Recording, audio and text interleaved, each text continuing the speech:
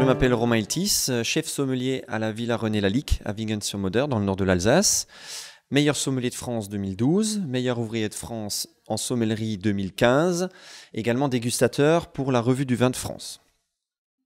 Je suis donc venu à Cahors pour faire un reportage, pour faire un papier, un article qui parle de Cahors. Cahors avait pour moi et comme pour beaucoup de personnes une image un petit peu vieillissante, une image de vins traditionnels qui sont restés ancrés sur une tradition, c'est-à-dire sur des vins un peu rustiques, rigides, avec des tanins un peu durs.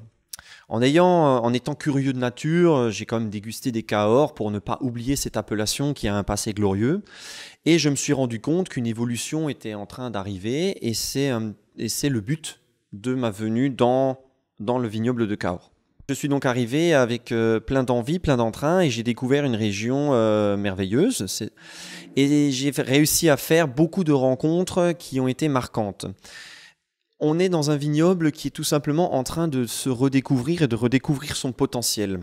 Son potentiel premier, c'est son cépage le Côte, que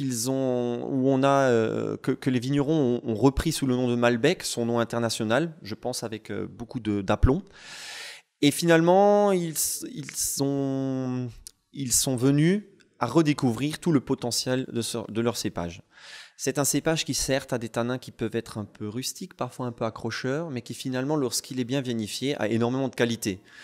À la fois, il peut faire des vins légers de fruits très gourmands, il peut faire des vins qui acceptent un élevage en barrique, des vins de grande concentration, de grande puissance, ce qui était la mode il y a quelques années, qui l'est moins aujourd'hui, mais qui existe encore. Et ils ont également fait des vins de terroir. Le terroir, pour moi, s'exprimant par la minéralité, c'est-à-dire ses longueurs salines, ses longueurs éclatantes, et le Malbec a réellement ce potentiel de devenir un cépage qui exprime le potentiel du terroir d'où il vient.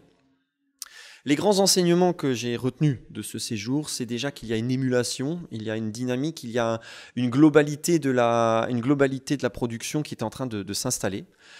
Les gens qui avaient une vision traditionnelle sont en train de moderniser un peu leur style tout en gardant leur âme et de réaliser finalement des cuvées à la fois légères et fruitées pour faire une première approche du cépage et de l'appellation pour aller sur des vins beaucoup plus puissants, beaucoup plus capiteux.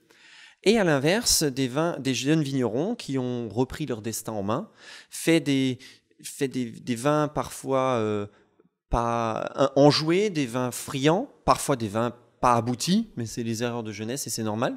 Et qui aujourd'hui finalement essaie de dire j'ai réussi à faire parler de l'endroit, maintenant je vais essayer de faire parler le terroir de l'endroit. Et c'est là où c'est extrêmement instructif parce qu'aujourd'hui on arrive à finalement une palette de vins qui nous permet de faire beaucoup de choses parce qu'on a à la fois des vins boisés puissants, des vins fruités, des vins de terroir, des vins minéraux et des vins qui finalement expriment le fruit. Et c'est là qu'aujourd'hui, l'expérience de ce restaurant, le Gendreau, était très intéressante, c'est que finalement, l'audace est possible.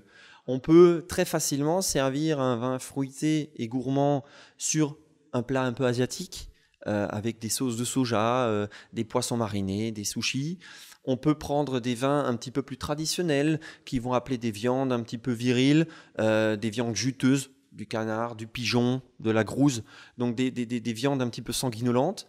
On peut prendre un Cahors un peu moderne, un petit peu plus fruité, mais quand même avec une certaine densité, qui là acceptera volontiers des poissons à chair ferme, une lotte aux épices par exemple, mais tout de suite venue, bardée de lard, avec quelques pommes de terre. Ou alors on a finalement ces vins de grande minéralité, de grand terroir, qui là permettent les audaces les plus folles.